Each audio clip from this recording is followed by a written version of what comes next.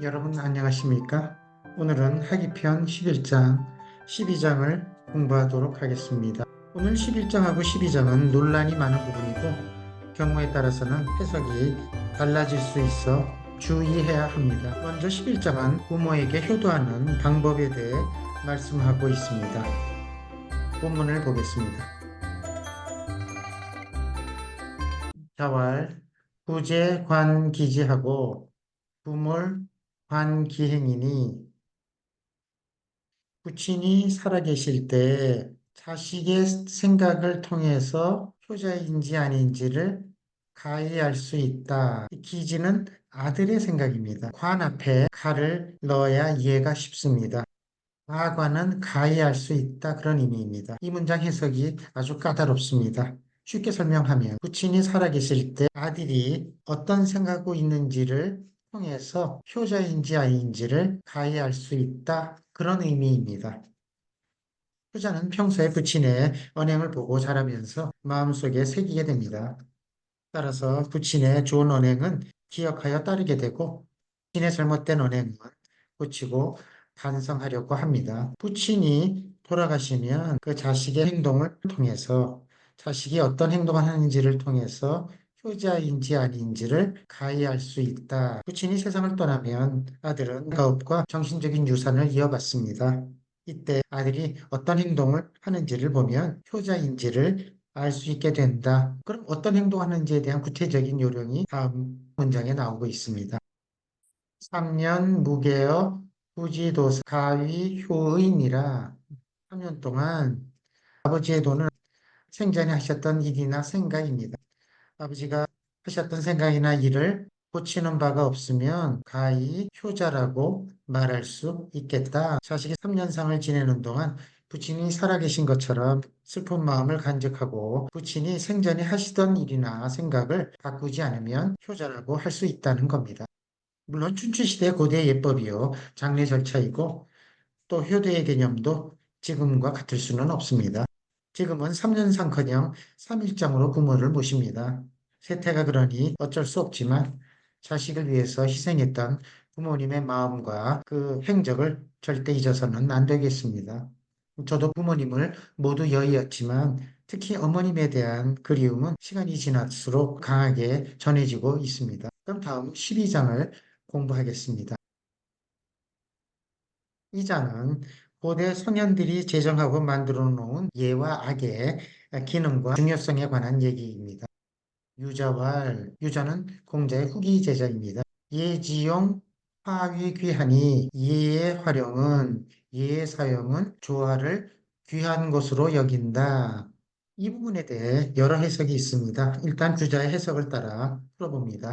우선 예는 자연의 이치에 따라 조절한 것으로 사람이 준수해야 할 법칙입니다. 화는 주자 해설에 의하면 자연스럽고 급박하지 않다 그런 뜻입니다. 조화라고 해석합니다. 그럼 예의 본체는 무엇일까요? 바로 경건한 마음과 엄숙한 태도라고 할 수 있겠습니다. 얘가 너무 엄숙하고 경건한 대로 치우치게 되면 자연스럽지 못하게 됩니다. 조화가 필요합니다. 선왕지도 사위입니다. 선왕의 가르침은 여기서 선왕은 고대의 성인으로서 천자가 되어 예약을 제정한 사람입니다. 윤임금, 순임금, 주공을 가리키게 됩니다. 그래서 산은 조화롭게 쓰는 것입니다. 선왕의 도는 조화롭게 쓰는 것을 아름답다고 여겼다. 소대유진이라 작은 일이나 큰 일이나 이 조화를 따라서 행하였다. 이때 유는 따라서 행하다. 이때 지는 을 가리키는 것으로 봅니다. 이석주자의 학설입니다. 고대 성현들이 제정한 예를 너무 엄숙하고 경건에 치우치지 말고 조화롭게 활용해야 함을 언급하고 있습니다. 다음 단락을 보겠습니다. 소대유지면 소불행하니 지화이화요 불이에 절지면 역불가행연이라. 주자는 이 소대유지를 앞에 단락에 붙여서 설명했습니다. 그런데 소대유지를 다음 단락과 연결해야 된다는 학설이 있습니다. 저도 이 학설에 찬동합니다. 작은 일이나 큰 일이나 예만 따라서 행하게 되면 이때 지를 예로 보는 겁니다. 화로 보지 않고 예만 따라서 행하게 되면 행해지지 않는 바가 있게 된다. 즉 다음과 같이 행해가게 되면 안 된다는 뜻입니다. 다음 문장에 나오고 있습니다. 그렇게 해서는 안 되는 내용이 지화이화요 불이의 절지면 단지 조화가 귀중하다는 것만 알고 조화에 치우치게 되면 조화에만 힘쓰게 되면 그런 뜻입니다. 너무 조화에만 치중하게 되면 불이의 절지예요. 예로서 그것을 조절하지 않게 되면 조화에만 치우치고 예로서 그것을 조절하지 않게 되면 역시 행할 수 없는 것이 있게 됩니다. 그렇게 행해서는 안 된다 그런 의미입니다.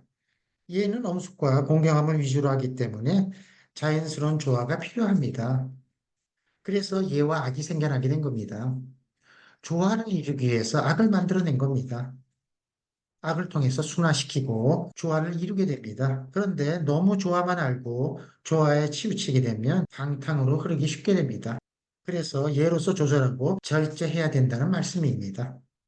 바로 여기서 예와 악의 기능과 중요성, 악이 필요하고 악을 통해서 또 예를 어떻게 조절해야 될지에 대한 내용을 앞에 단락과 이 뒤에 단락이 각각 나눠서 언급했다고 볼 수 있겠습니다. 12장의 문장 구조 정리는 따로 설명하지 않겠습니다. 마지막으로 오늘 배운 내용을 정리해 보겠는데 영상으로 만나보겠습니다. 여러분 안녕히 계십시오. 구독, 좋아요 꼭 부탁드리겠습니다.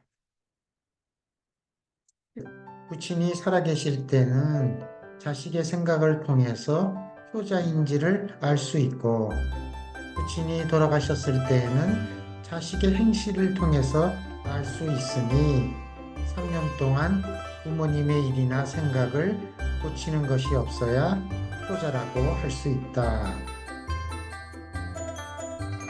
12장 정리하기입니다.